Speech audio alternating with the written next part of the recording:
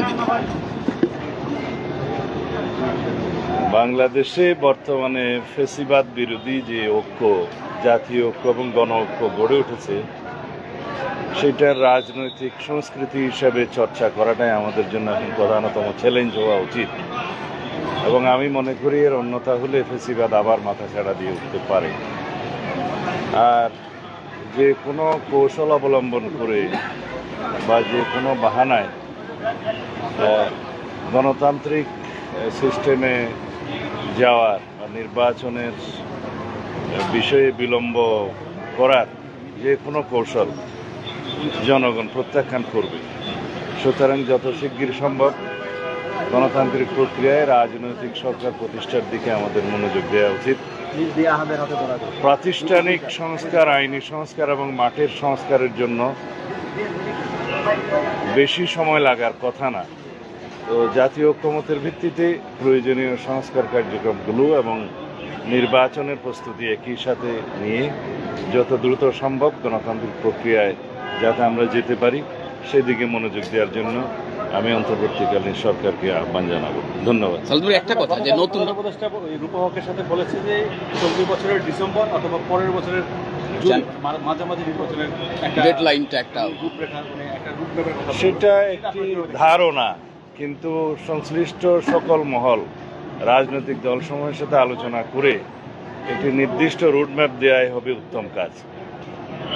এমনি ভাষা একটি সময়ের ধারণা দেয়া, এটা আমার মনে হয় না যে সকল পক্ষকে সন্তুষ্ট করতে পারবে।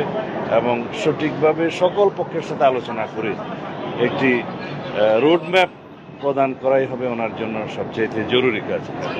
একটা প্রশ্ন, এই যে নতুন করে রাজনৈতিক দল হচ্ছে, শোনা যাচ্ছে যে এই মাসেই রাজনৈতিক দল আত্মপ্রকাশ করতে পারে।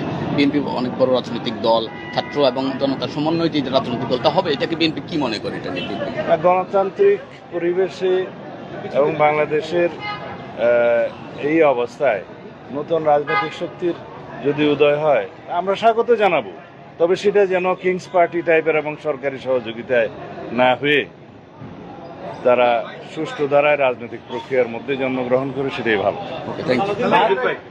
আপনি ওখানে চেয়ারম্যান সাহেবের সঙ্গে নিশ্চয়ই আপনার দেখা হয়েছে আর কি, ওনার বার্তাটা কি? আর হচ্ছে আপনারা নির্বাচনের কথা বলছেন, নির্বাচনের জন্য কি বিএনপি প্রস্তুত? কি সেই প্রস্তুতি আছে? বা ওনার আসার বিষয়ে প্রস্তুতি আপনি জানেন কেন? আমাদের মাননীয় ভারপ্রাপ্ত চেয়ারপারসন জাতিকে ঐক্যবদ্ধ রাখার জন্য, থাকার জন্য আমাদের সকল প্রয়াস নেওয়ার জন্য নির্দেশনা দিয়েছেন। অন্যথায় ফ্যাসিবাদ বিরোধী শক্তি এবং তাদের দোসররা আশকারা পেতে পারে, সেটা আমরা বুঝতে পেরেছি। ইতিমধ্যে সেরকম বিভিন্ন কর্মকাণ্ড জাতি প্রত্যক্ষ করেছে। আর নির্বাচন তো আমাদের সবসময় প্রস্তুতি থাকে, একটা নির্বাচনমুখী রাজনৈতিক দল হিসেবে আমরা সবসময় নির্বাচনের জন্য প্রস্তুতি রাখি এবং পরিবেশ পরিস্থিতির মধ্য দিয়ে আমাদের সেই নির্বাচনের প্রস্তুতি প্রতিক্ষণেই আছে। আসার বিষয়ে কিছু আসবেন কবে? এখনো পর্যন্ত আমরা মনে করি ওনাকে নিয়ে আসার জন্য সম্পূর্ণ পরিবেশ আমরা সৃষ্টি করতে পারিনি, সেজন্য অল্প কিছু সময় লাগবে, অতি অবশ্যই আসবেন উনি। আর সংবিধান বাতিলের একটা কথা উঠছে, ওটা কিভাবে দেখছেন? ৭২-এর বলা হচ্ছে সংবিধান কবর দেওয়ার কথা বলা হচ্ছে, আপনারা বিএনপিতে কি মনে করেন? এগুলো ইতিমধ্যে আলাপ আলোচনা হয়েছে।